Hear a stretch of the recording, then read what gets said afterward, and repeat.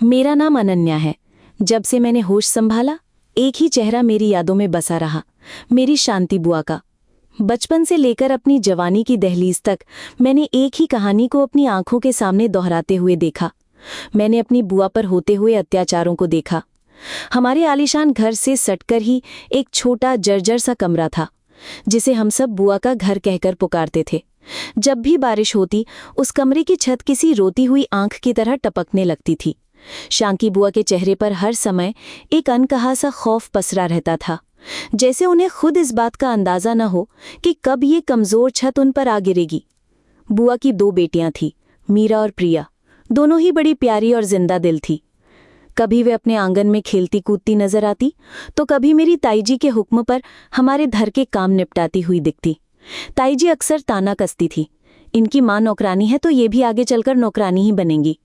बचपन में मुझे ये सब सामान्य लगता था, लेकिन जैसे जैसे मेरी उम्र बढ़ी, मेरे दिल में एक अजीब सी बेचैनी घर करने लगी। ताईजी को तो जैसे बुआ से कोई जन्मों की दुश्मनी थी। वो उन्हें छोटी छोटी बात पर जलील करने का कोई मौका नहीं छोड़ती थी। एक बार मैंने बुआ को बहुत हिम्मत करके ताईजी से ये कहते सुना, भाभी, मैं अपनी बड़ी बेटी मीरा का दाखिला स्कूल में करवाना चाहती हूँ। अगर कुछ पैसों की मदद मिल जाती तो आपका बड़ा उपकार होता। ये सुनते ही ताईजी ने तिरस्कार से कहा, तेरी इतनी बिसात है कि तू अपनी बेटियों को पढ़ाएगी? तेरे और तेरी बेटियों के हाथों में तो बस झाड़ू ही अच्छी लगती है। ये सुनकर बुआ का चेहरा उतर गया और वे चुपचाप वहां से हट गईं। उनका हर दिन हमारे घर से शुरू होता था। वे सुबह सवेरे आकर एक नौकरानी की तरह घर के सारे काम करती और दोपहर में ताईजी के पांव दबाया करती थी। ताईजी अपने छोटे से छोटे काम भी बुआ से ही करवाती थी, जैसे बुआ का जन्म ही उनकी सेवा करने के लिए हुआ हो, और बुआ हर आदेश को चुपचाप मानकर आगे बढ़ जाती थी। मेरे ताऊजी इस मामले में कभी कुछ नहीं बोलते थे। शायद उन्हें लगता था कि ये घर की औरतों का आपसी मामला है, या फिर वो अपनी पत्नी के सामने बोलने की हिम्मत नहीं जुटा पाते थे। एक बार मैंने बुआ से पूछा, बुआ, आप किसी और घर में काम क्यों नहीं कर लेती? शायद वहां आपको बेहतर पैसे मिले। वो बस मुस्कुरा दी और कहने लगी, बिटिया, अब तो यहीं काम करने की आदत हो गई है, अब किसी नई जगह पर दिल नहीं लगेगा। लेकिन मैं जानती थी कि ये सिर्फ एक बहाना था। असलियत तो ये थी कि वो मजबूर थीं। उनके पास कोई और सहारा नहीं था। मेरे चाचा जी को गुजरे हुए कई साल हो चुके थे। एक सड़क हादसे ने उनकी जिंदगी छीन ली थी और मेरी बुआ को हमारे घर में कैद करके छोड़ दिया था। एक दिन मैंने बुआ को ताईजी के पैर दबाते देखा। ताईजी उन्हें बुरी तरह डांट रही थी। क्या हाथों में जान नहीं है? जोर से दबा। उस वक्त मैं सिर्फ 10 साल की थी। बुआ हर रोज इसी तरह ताईजी की डांट सुनकर अपने काम खत्म करती थी। ये उनकी दिनचर्या बन चुकी थी। मेरी ताईजी को लगता था कि वो बुआ को नीचा दिखाकर, उनके बच्चों को अपने पुराने कपड़े पहनाकर और उनसे दिन रात काम करवाकर अपनी शान बढ़ा रही हैं और जीत रही हैं। लेकिन मेरी नज़रों में ये जीत नहीं, बल्कि इंसानियत की एक बड़ी हार थी। सुबह जब ताईजी ने अपने खिड़की से ये नज़ारा देखा तो उन्हें उन पर जरा भी दया नहीं आई, बल्कि वो उनकी इस बेबसी पर जोर जोर से हंसने लगीं। मैं हैरान थी कि कोई किसी की ऐसी हालत पर कैसे हंस सकता है। उस दिन भी बुआ वक्त पर काम करने आईं। उनके कपड़े बारिश में पूरी तरह भीगे हुए थे और बालों से पानी की बूंदें टपक रही थीं। ताईजी ने दरवाज़ा खोलते ही ताना कसा, इस हालत में क्यों चली आई? घर साफ करेगी या सबको बीमार करेगी? बुआ ने धीमी आवाज़ में जवाब दिया, भाभी, मैं जल्दी से काम खत्म करके मीरा को हकीम के पास ले जाऊंगी। मेरी बच्ची रात से बुखार में तप रही है। ताईजी ने व्यंग से कहा, हकीम के पास ले जाने के पैसे कहाँ से लाएगी? तुझे क्या लगता है कि यहाँ काम करके तू कोई दौलत जोड़ रही है? बुआ के पास इसका कोई जवाब नहीं था। वो चुप रहीं। उस दिन पहली बार मैंने बुआ को हिम्मत करके ताईजी से पैसे मांगते सुना। उन्होंने कहा, भाभी, कुछ पैसे दे दीजिए, मैं अपनी बेटी का इलाज करवा लूंगी। 2-3 दिन में आपके पैसे लौटा दूंगी। ताईजी ने आंखें तरेर कर कहा, लौटा देगी? बुआ ने सिर झुकाकर कहा, जी भाभी, जैसे पिछली बार लौटा दिए थे। ये सुनकर ताईजी का पारा चढ़ गया। अपनी औकात में रहना सीख, उन्होंने चिल्लाकर कहा। बुआ का चेहरा शर्म से झुक गया। वो हाथ जोड़कर गिड़गिड़ाने लगी, भाभी, मैं आपके आगे हाथ जोड़ती हूँ, कृपया मेरी मदद करें, मेरी बेटी की जान का सवाल है। ताई जी बिना कुछ कहे पलटकर अंदर चली गई।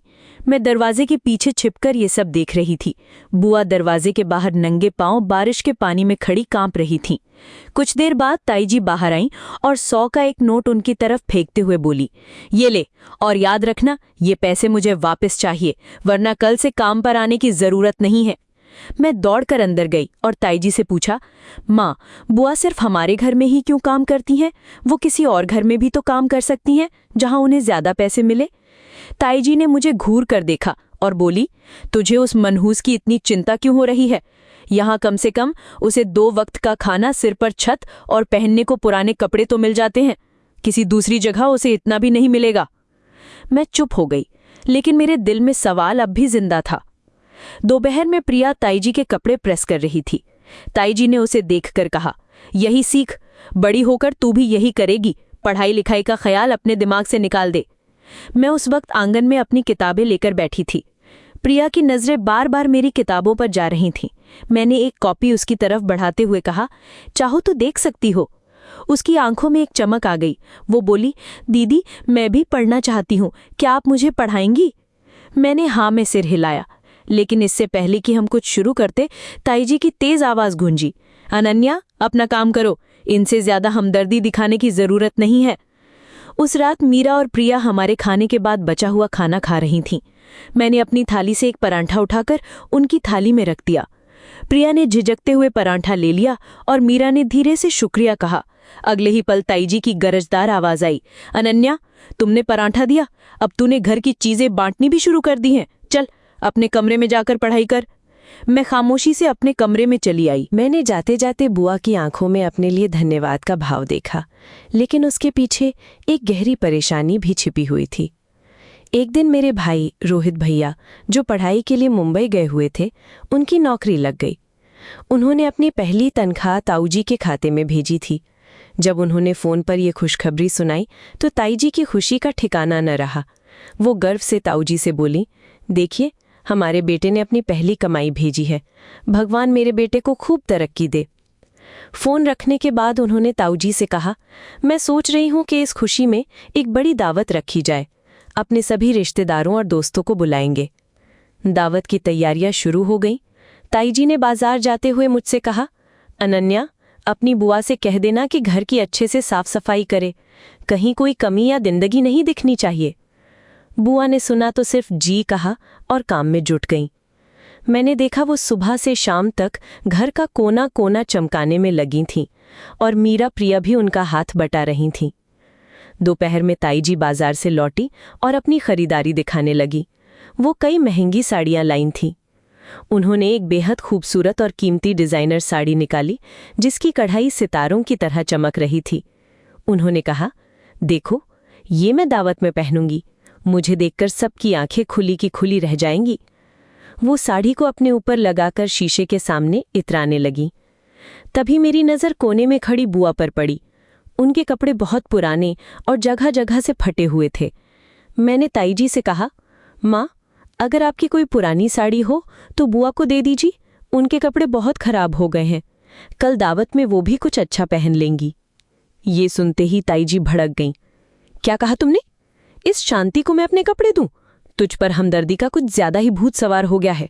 किसी भिखारिन को दे दूंगी, लेकिन तुम्हारी बुआ को हरगिज नहीं दूंगी। इस औरत का तो इस घर में होना ही मुझे बर्दाश्त नहीं होता। उनकी बात सुनकर मैं खामोश हो गई। अगले दिन दावत की तैयारियां और तेज हो गईं। ताई जी ने मेहमानों की सूची बनाने को कहा।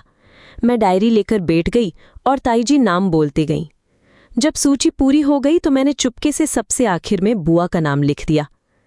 कुछ देर बाद ताई जी ने सूची देखने के लिए डायरी मेरे हाथ से ली और अचानक उनकी उंगली बुआ के नाम पर आकर रुक गई। उन्होंने गुस्से में उस पन्ने को फाड़कर टुकड़े टुकड़े कर दिया और बोली, ये क्या हरकत है तुम्हारी? तुम शांति को दावत देना चाहती हो? किस हैसियत से? नौकरों को दावत नहीं दी जाती। मैंने डरते हुए कहा, माँ, मैंने तो बस ऐसे ही लिख दिया था, आप चाहती तो नाम काट सकती थीं। वो और चिल्लाकर बोली, मैंने इसलिए फाड़ा ताकि तुम्हें समझ आ जाए कि तुम्हारी बुआ इस घर में सिर्फ एक नौकरानी है। बुआ बहुत स्वादिष्ट खाना बनाती थीं, इसलिए ताई जी ने उन्हें व्यंजनों की एक लंबी सूची थमा दी थी। बेचारी बुआ अपनी बेटियों के साथ सुबह से ही तैयारियों में जुटी हुई थीं। उन्होंने अपनी बेटियों को पहले ही चेता दिया था, एक पल के लिए भी आराम मत करना, मेहमान आ रहे हैं, मुझे कोई शिकायत नहीं सुननी। शाम तक मेहमान आने शुरू हो गए। ताई जी सबसे खुशी खुशी मिल रही थीं। मेरी नज़रें रसोई में छिपी बुआ को ढूंढ रही थीं, जो सुबह से काम करने की वजह से पसीने में तर और थकी हारी लग रही थीं। जब मेहमानों को खाना परोसने की बारी आई और बुआ अपनी बेटियों के साथ बाहर निकली तो ताई जी की एक सहेली ने पूछा, अरे सरिता, ये कौन है? ताई जी ने हंसते हुए कहा, ये हमारे घर की नौकरानी है। तभी दूसरी सहेली ने पूछा, मैंने सुना है तुम्हारी देवरानी भी तो तुम्हारे साथ रहती है, वो कौन है? ताई जी ने तिरस्कार से बुआ की तरफ इशारा करते हुए कहा, यही तो है मेरी देवरानी, पर इसकी इतनी हैसियत कहाँ कि देवरानी कहलाए, मैं तो इसे नौकरानी बनाकर ही रखती हूँ। सब लोगों के सामने अपनी ऐसी बेइज्जती होते देख बुआ की आंखों में आंसू आ गए, पर वो खामोश रहीं। खाना खाने के बाद जब बुआ मेज़ साफ कर रही थी तभी एक हादसा हुआ जिसने सब कुछ बदल दिया। जैसे ही बुआ ने बचे हुए खाने की एक डिश उठाई, अचानक पीछे से ताई जी आ गई। डिश बुआ के हाथ से फिसलकर सीधी ताई जी की महंगी साड़ी पर जा गिरी और उस पर एक बड़ा सा दाग लग गया। एक पल के लिए वहां सन्नाटा छा गया। बुआ घबराकर माफ़ी मांगने लगी, भाभी मुझे माफ़ कर दीजिए, मेरा हाथ फिसल गया, मैंने देखा नहीं कि आप पीछे खड़ी हैं। लेकिन ताई जी का चेहरा पत्थर हो चुका था। उन्होंने गुस्से से चिल्लाकर कहा, अब तू इसे क्या साफ करेगी, मेरी इतनी कीमती साड़ी खराब कर दी। और इतना कहते ही उन्होंने सबके सामने बुआ के मुंह पर एक जोरदार थप्पड़ जड़ दिया। वहां मौजूद सब लोग हैरान रह गए। मीरा और प्रिया रोते हुए अपनी माँ से लिपट गईं। मैं दौड़कर ताई जी के पास गई और कहा, माँ, ये आप क्या कर रही हैं? उन्होंने आपसे माफ़ी तो मांगी। ताई जी मुझ पर भी चीखी, तू चुप रहे, तेरी आंखें अंधी हो गई हैं क्या? इस औरत ने मेरी इज्जत मिट्टी में मिला दी। बुआ ने अपना सिर झुका लिया था, उनकी आंखों से आंसू बह रहे थे और वो पूरी तरह खामोश थी। उन्होंने अपनी बेटी का हाथ पकड़ा और धीरे से कहा, चलो बेटा, हमें यहाँ से निकलना है। उन्होंने अपनी बेटियों को बर्तन समेटने से रोक दिया और कहा, रहने दो बेटा, अब हम यहाँ काम नहीं करेंगे। उनके शब्दों में बगावत नहीं, बल्कि सालों की थकी हुई खामोशी का अंत था। वो अपनी बेटियों का हाथ पकड़कर हमारे घर से निकल गई। अगले दिन हमारे घर में एक अजीब सी खामोशी थी। आज सुबह बुआ काम पर नहीं आई थी। अचानक ताई जी की चीख सुनाई दी, अनन्या, मेरा सिर घूम रहा है। मैं दौड़कर हॉल में पहुंची तो देखा कि ताई जी सोफे पर गिरी पड़ी हैं। उनका शरीर एक तरफ से अकड़ गया था, आंखें खुली थीं पर जबान बंद हो चुकी थी। हम उन्हें फौरन अस्पताल ले गए। डॉक्टर ने बताया कि उन्हें ब्रेन हैमरेज हुआ है और उनके शरीर का बायां हिस्सा लकवाग्रस्त हो गया है।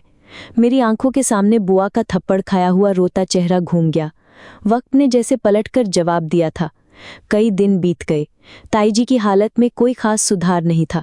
घर की जिम्मेदारियां मुझ पर आ गई थी। एक दिन मैंने हिम्मत करके बुआ के दरवाजे पर दस्तक दी। मैं उनके सामने बैठ गई और हाथ जोड़कर कहा, बुआ, मैं आपसे अपनी माँ की तरफ से माफ़ी मांगती हूँ। बुआ ने मेरे हाथ पकड़ लिया और कहा, बेटा, तुम क्यों माफ़ी मांगती हो? तुम्हारा कोई कसूर नहीं है। तब मैंने उनसे पूछा, बुआ, ताई जी आपसे इतनी नफरत क्यों करती थी? तब बुआ ने कई साल पुराना राज खोला। उन्होंने बताया, तुम्हारे चाचा से मेरी शादी प्रेम विवाह था। हम एक दूसरे को चाहते थे, लेकिन तुम्हारी ताई जी इस रिश्ते के सख्त खिलाफ थीं, क्योंकि वो अपने देवर यानी तुम्हारे चाचा जी से अपनी छोटी बहन की शादी करवाना चाहती थी। जब उन्हें हमारी शादी का पता चला तो उनके दिल में मेरे लिए नफरत भर गई। उन्होंने आगे बताया, तुम्हारे चाचा की मौत के बाद मेरा कोई सहारा नहीं था। मेरे मायके वालों ने भी मुझसे मुंह मोड़ लिया था। तुम्हारे ताऊजी ने मुझे यहाँ रहने की जगह दी, लेकिन तुम्हारी ताई जी ने मुझसे बदला लेना शुरू कर दिया। उन्होंने शर्त रखी कि अगर यहाँ रहना है तो नौकरानी बनकर रहना होगा, जुबान बंद रखनी होगी। मैं अपनी बेटियों की खातिर हर जुल्म खामोशी से सहती रही। ये सब सुनकर मेरा दिल भारी हो गया। मैंने बुआ से अस्पताल चलने का अनुरोध किया, वो मान गई। अस्पताल में बुआ ताई जी के बिस्तर के पास जाकर खड़ी हो गई और धीरे से बोली, भाभी, मैं जानती हूँ तुम सुन रही हो, मैंने तुम्हें दिल से माफ़ कर दिया है। ये सुनते ही ताई जी की आंखों से आंसू बहने लगे और उनका शरीर कांपने लगा। वो अपनी आंखों से ही अपनी शर्मिंदगी और आभार व्यक्त कर रही थी। शाम को जब ताऊ जी घर आए तो उन्होंने एक बड़ा फैसला सुनाया। उन्होंने कहा, ये घर सिर्फ मेरा नहीं, मेरे भाई का भी था। कानूनी तौर पर ये हम दोनों भाइयों के नाम है। मैं इस घर के 2 हिस्से करूंगा और तुम्हारे चाचा का हिस्सा, जो कि तुम्हारी बुआ का हक है, उन्हें सौंप दूंगा। अगले दिन ताऊजी ने वकील को बुलाकर घर का आधा हिस्सा बुआ के नाम कर दिया। बुआ की आंखों में आंसू थे, पर इस बार ये खुशी के आंसू थे। उनकी बेटियों ने हैरानी से पूछा, माँ, अब हम यहाँ रहेंगे? ताऊजी ने मुस्कुराकर कहा, नहीं बेटा, अब तुम अपने घर में रहोगी। उस दिन के बाद से ताईजी की हालत में भी सुधार आने लगा। हम उन्हें घर ले आए। अब बुआ, मीरा और प्रिया ने मिलकर ताईजी की खूब सेवा की। ताईजी बोल तो नहीं पाती थी, लेकिन उनकी आंखों से बहते आंसू सब कुछ कह देते थे। वो शायद कहना चाहती थीं कि मैंने तुम्हारे साथ इतना बुरा किया और तुम आज भी मेरी सेवा कर रही हो। बुआ को उनका हक मिल चुका था। अब वो हमारे घर में नौकरानी नहीं, बल्कि परिवार की सदस्य बनकर रहती थीं। आज भी ताईजी बिस्तर पर ही हैं, लेकिन बुआ की सेवा की वजह से वो जीवित हैं और उनके चेहरे पर एक सुकून है। मैं अक्सर सोचती हूँ कि जुल्म करने वाला शायद दुनिया की नज़रों से बच जाए, लेकिन ऊपर वाले की लाठी से नहीं बच सकता। और वो लाठी जब चलती है तो बिना शोर किए अपना हिसाब पूरा करती है। मेरी माँ आज भी अपने किए की सज़ा भुगत रही हैं, लेकिन शायद बुआ की नेकी और माफ़ी ने उनकी सज़ा को कुछ कम कर दिया है।